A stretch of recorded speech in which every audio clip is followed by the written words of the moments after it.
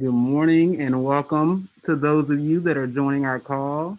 We're going to be starting in just a moment, and our audio is live streaming. So, just so you all know, just to keep your mics muted until we get started. But thank you all so much for joining. We have a couple of more of you all joining. I was just stating that we will be starting in just a moment, and we are live streaming, so our audio is live now. So, just keep your mics muted until we get started. Thank you all so much for joining us.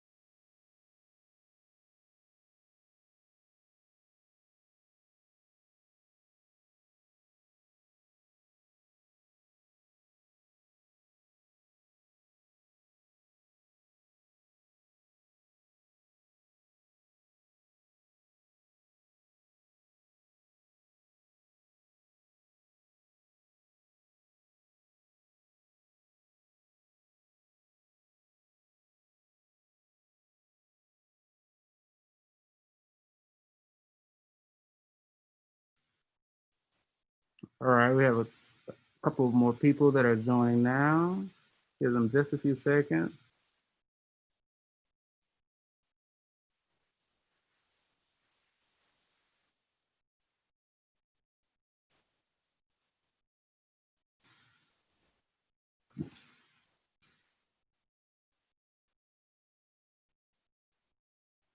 All right. Good morning. Thank you all so much for joining us. As we kick off our time today we want to have an opportunity to really just have a conversation about missions, evangelism, where those lines intertwine, but also what are some of those differences? Because I think a lot of times, especially for our students, they can be considered both one and the same, or they can be looked at, significantly different. That's why we want to have this opportunity. Hey, Dom, can you take off your mask? It's hard to hear.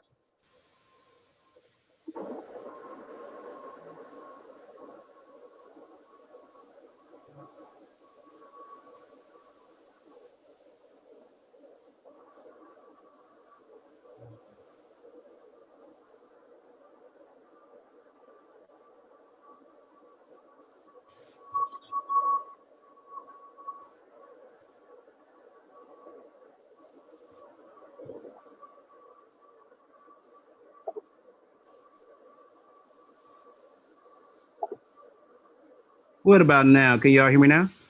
Oh my gosh, loud and clear. All right. Sorry about that. I'm on dual duty today, so it's fine. I'm glad we're able to make it work. I was just saying, welcome to everyone that is here, and thank you for letting me know that you all could not hear me. That is definitely helpful. We wanted this opportunity to share with our students specifically what are some of the unique differences, if there are differences, and what are some of those similarities between missions, evangelism, and just having that conversation. Because for many of our smart, they can be one and the same. Some of them. So Sorry before to interrupt, Dom, but we're having a hard time hearing you again.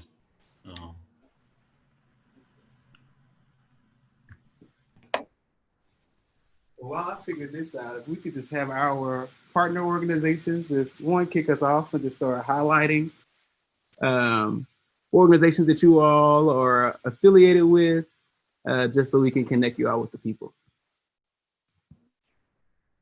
My name is Jerome Brankeen. I'm with TEAM, the Evangelical Alliance Mission.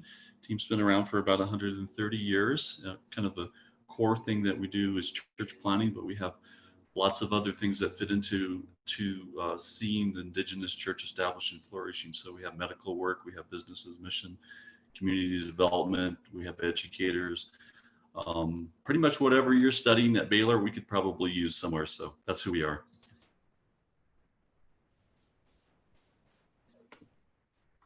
I'm Abby Brockelman with Christar, and based out of the Dallas area. And Christar is a church planting organization focused on least reach Muslims, Buddhists, and Hindus, and other Asians worldwide. And so, yeah, like Jerome was saying, many of our workers are using all different kinds of degrees to be able to live in the different countries where they're sent, and use that as a way to be able to be in the community to reach the people that they're trying to reach. So that's Christar.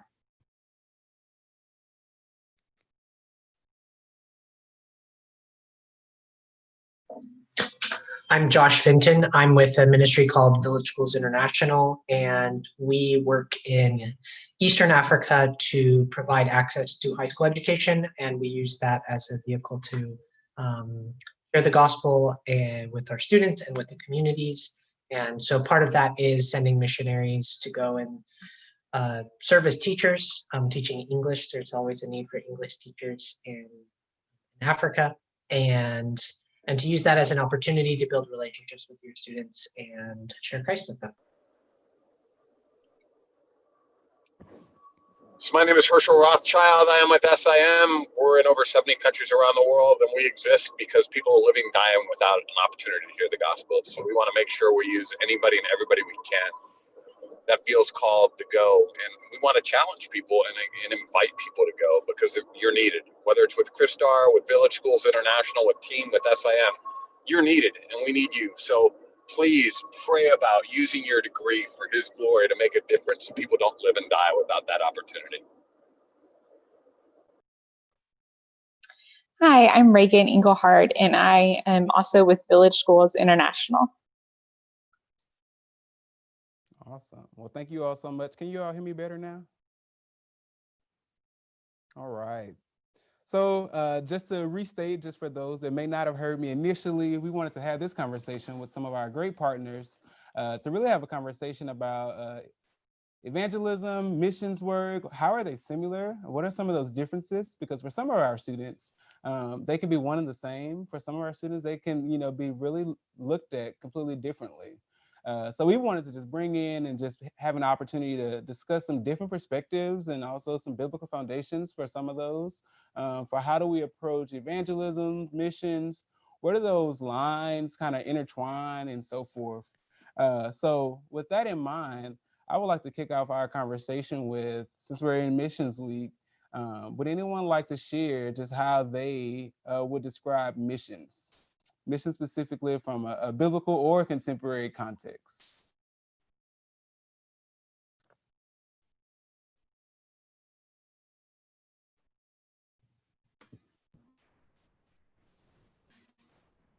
Well, I think for us, missions would be cross-cultural ministry typically. So obviously we need to share the gospel. We need to live out the gospel everywhere we are, but going cross-cultural, so learning maybe a different language and understanding a different culture so that you can then be able to share the gospel is what we see as missions in general. Okay, thank you, Jerome.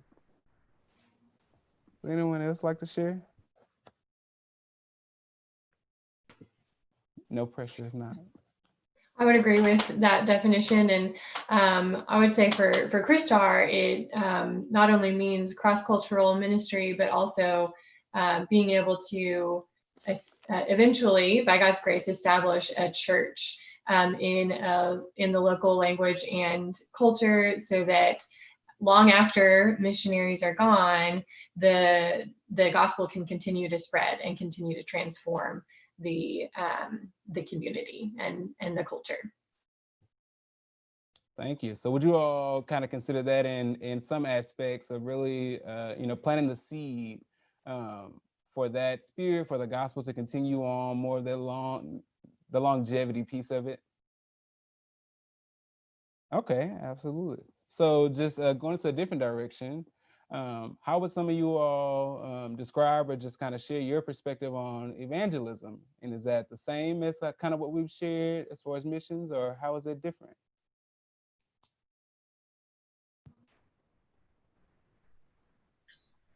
I think evangelism and missions are in a lot of ways two sides of the same coin, and you can't have, I think if you have one without the other, perversion of what we are called to do as disciples of Christ.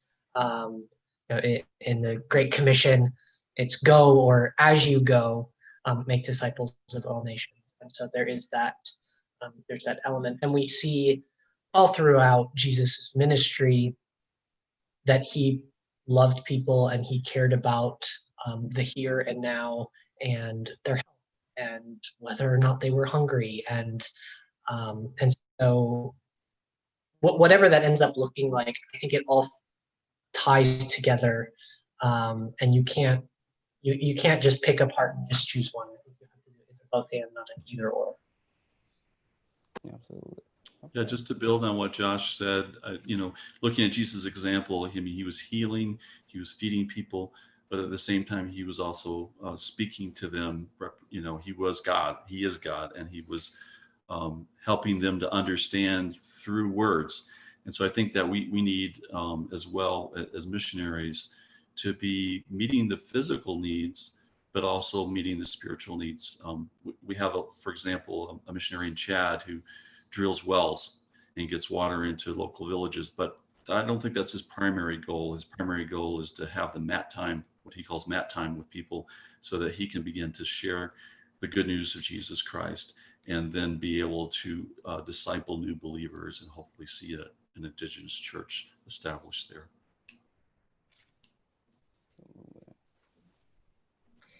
Yeah, I do think that while you can't have missions without evangelism, I do think that they are two different things, because I can engage in evangelism by sharing the gospel with my neighbor, but I wouldn't say that I'm a missionary because I did that. I would just say that I'm sharing the hope that's within me, as we're all commanded to. But if, like, our workers that are in other countries, they've crossed the ocean, they're crossing cultural barriers, language barriers, that would be missions. And of course, evangelism, actually sharing the gospel with those people, is a part of that endeavor. But I can do evangelism here, but it's not called missions. Okay. Thank you for sharing that. And I think those are like interesting perspectives, which is why we wanted to have this conversation, because I think this is a time where we're able to kind of share those, hear those, and to really challenge ourselves and kind of think deeply about both of these concepts. Because I've also heard something similar to Abby in one aspect of evangelism, being the true spirit of sharing the gospel, wherever that may be, and whether that may be successful or not, but still the act of sharing the gospel. However, thinking about mission sometimes is more so thinking about where maybe the gospel isn't being spread, and going to that place to then kind of plant that seed to spread the gospel. So I think those are some interesting concepts, especially as we even think about some of our missions opportunity, where we kind of absolutely do both. And some of that is even domestically or locally and so forth. So I did hear some themes of things that individuals do as far as sharing the gospel while serving on mission. So as another question, I would just love it if we could just kind of share some examples and maybe some experiences that each of you all have had as far as your personal stories of how you all have seen opportunities to share the gospel through missions, if that makes sense. My wife and I served in Europe, in Belgium and France, doing church planning. And typically in that region of the world, a lot of what church planning is evangelism, discipleship. And to get to a point where you're able to actually share the gospel with someone requires developing a relationship, earning trust, breaking down barriers. So it's a long process.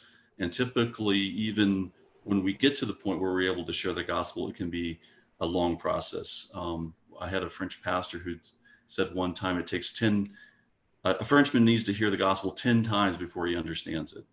And whether he was correct or not in that evaluation, it does take a long time for people to really understand all the concepts that are involved. And so we would take them through what we call the Discovery Bible Study that would go over weeks of sharing who Jesus is and their need for salvation, and then how to have a personal relationship with him. But it was a relationship. It took a long time. And so I think that type of evangelism may not be what comes to people's minds when they hear the word evangelism. Maybe they think more of like a street evangelist or Billy Graham. And so I just would like to emphasize that most of probably what our team missionaries are doing around the world is more on the relational, really having those deep conversations. Yeah, absolutely. It makes me, Abby, you can go ahead. I was just gonna emphasize that relationship building piece. So I think that's one of the big pieces of our pillars as far as Baylor Missions specifically. How do we focus on that human connection and that relationship building? And I think, Jerome, you were kind of already sharing, if people don't have that connection or feel comfortable and, vulnerable and willing to be vulnerable and have that trust, is very challenging for individuals to receive that messaging, to truly hear the gospel and to move forward. I'll pass it back over to Abby. I wanted to give you the opportunity to share as well. Yeah, I was just going to share more about relationships as well. I lived in Eastern Europe for a year in Bosnia and was doing university ministry. And what you do in Bosnia with friends is you go for coffee, and we would sit for hours over coffee. And in the course of just normal conversations, what movies do you watch? The spiritual things came up. And through that, I was able to talk with them about the gospel. But it definitely takes a long time for people to trust you in Bosnia, just given the cultural context there. And so it took a lot of coffees to be able to get to a place of really having heart-to-heart conversations with people about the gospel. Absolutely. Thank you for sharing that. Were there any other examples or stories that folks wanted to share as far as there's some experiences of really being able to infuse sharing the gospel and evangelism through missions work? For like stories are the good pieces. Like we could talk theory sometimes, we can talk, biblical concepts, but I think for many people, when we hear those stories, I think those stories really yield, a different perspective. Yeah, I'll share. I taught in villages in Tanzania and Zambia for 5 years. And as a teacher in their culture, you're already like really respected. So that already gave me a good voice in the classroom. And both of the countries kind of did have like a religious course that they had taking. And so it brought up good opportunities to share with them, because the countries were very Christian, like the South is Christian, but a lot of people don't understand what they're saying they believe. And so it was cool to see, to talk about Passover with some of the kids, and to talk about how Jesus is the ultimate fulfillment of the sacrifice. It was cool. In Zambia, I did a literature class, and I had all boys and one girl in this class. And this issue came up of love is love and love never fails. And they all said, yes, like, of course, love never fails. And the next chapter, the guy wanted to like throw out his wife and get a new one. And they were all like, absolutely, you should do that. And so we got to dive in and say, okay, what is it you're telling me you believe? And let's look back at what the Bible says. Thank you. I really appreciated that story. With that in mind, that makes me just want to transition as I just think about the commission call of God to proclaim the gospel. what are some considerations for individuals and students that may be traveling and going abroad in countries or in areas in which there may not be as much of a foundation as far as Christ or religious foundation in that atmosphere, in that environment? Are there any considerations that you all would like to share with students or our audience that's listening?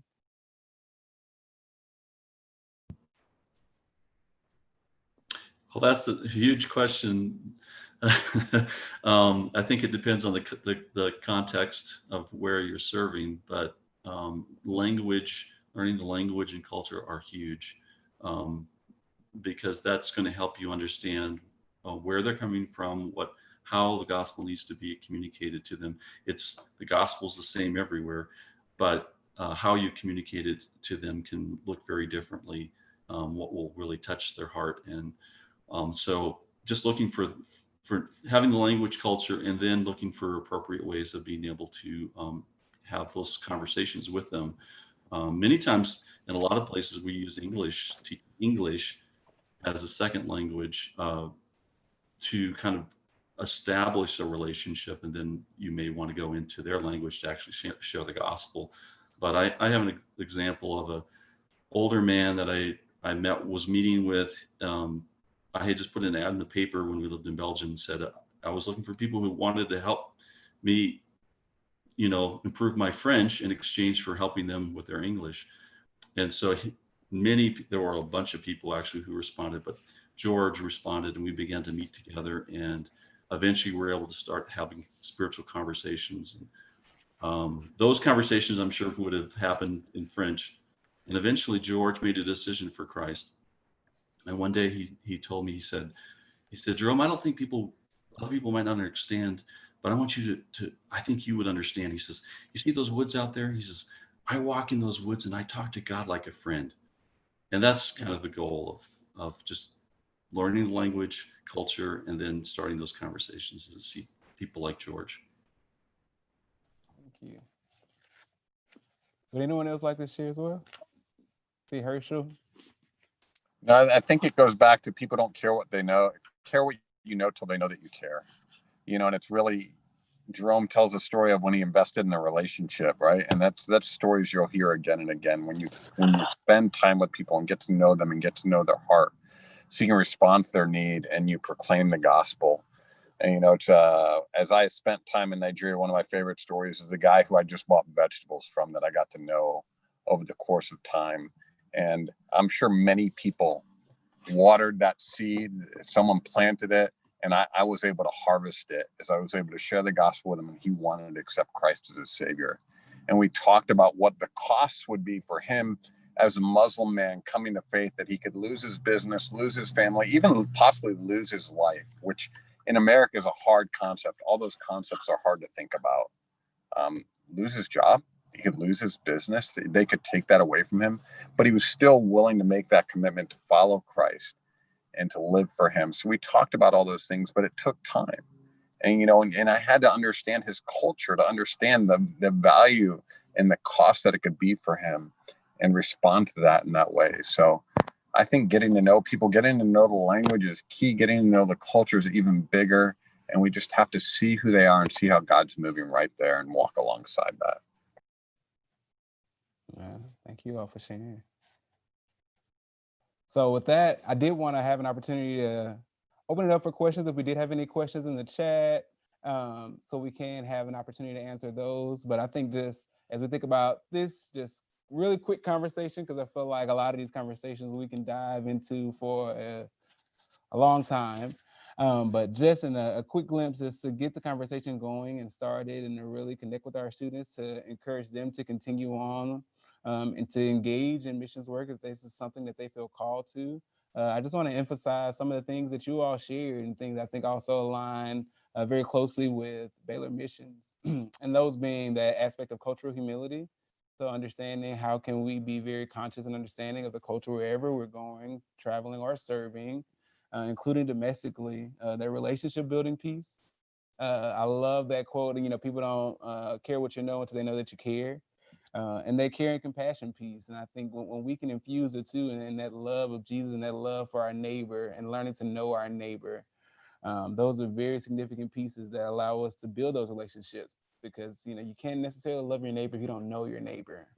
So that's why we focus so much on story sharing and different events and things like that on campus, such as neighbor nights and so forth, for how do we connect with one another and know our neighbors well. But with that being said, I don't see any questions in the chat. So if there were any final comments or just resources or recommendations that you all would like to share with students regarding this topic in particular, or if it's just on your mind, this would be a great opportunity to share those before we close today.